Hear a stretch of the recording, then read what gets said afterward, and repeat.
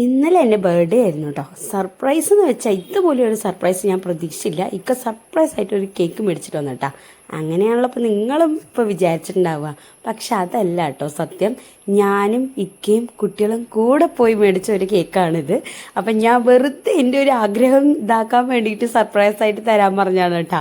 ഇതുവരെയും സർപ്രൈസ് തരാത്ത എൻ്റെ ഇക്കയും ഇതുവരെയും സർപ്രൈസ് കിട്ടാത്ത ഞാനും കൂടി ചേർന്ന് പോയിട്ടാണ് കേക്ക് മേടിച്ചത്.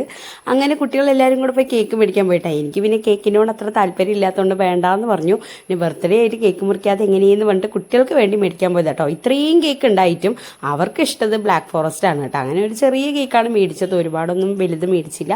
അത് മേടിച്ച് നേരെ പോയത് എൻ്റെ ഉമ്മാൻ്റെ വീട്ടിലും. പോയ പാടെ അവനക്കാണെങ്കിൽ നിൽക്കാൻ സമയമില്ല, അവനക്ക് അപ്പം തന്നെ മുറിക്കണം എന്നായി. പിന്നെ ഇക്ക ഉണ്ടായിരുന്നില്ല കേട്ടോ. ഇക്ക ഓഫീസിൽ പോയി. കേക്ക് മുറിക്കലൊക്കെ അവിടെ ഇരിക്കട്ടെ, ആദ്യം ഒന്ന് ചായ കുടിക്കട്ടെ എന്ന് പറഞ്ഞിട്ട് ഞാൻ ചായ കുടിച്ചുകൊണ്ടിരിക്കുകയാണ്. അത് കഴിഞ്ഞപ്പോൾ ഒരു ഫോട്ടോസൊക്കെ എടുത്ത ശേഷം കേക്ക് മുറിക്കാൻ പോയിട്ടാ.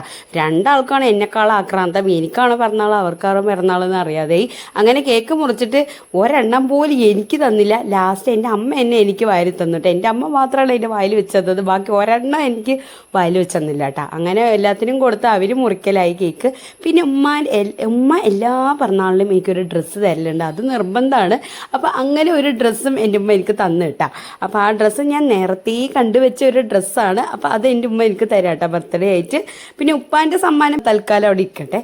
അത് കഴിഞ്ഞ് പിന്നെ എൻ്റെ നാത്തൂന് അവൾ പണിക്ക് പോയിട്ടുണ്ടായിരുന്നു, അതുകൊണ്ട് അവൾ രാത്രിയാണ് കേട്ടോ എനിക്ക് ഗിഫ്റ്റ് തന്നത്. അപ്പോൾ അവളുടെ ഗിഫ്റ്റ് മേടിച്ചിട്ട് ഞാൻ ഫോട്ടോസൊക്കെ എടുത്തിട്ട് അത് തുറന്നു നോക്കി.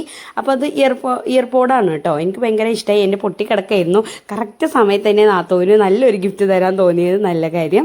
അങ്ങനെ അതും ഞാൻ ആക്രാന്തം കൊണ്ട് തുറക്കട്ടെ, എന്താ എയർപോഡ് നോക്കാൻ വേണ്ടിയിട്ട് തുറക്കുകയാണ്.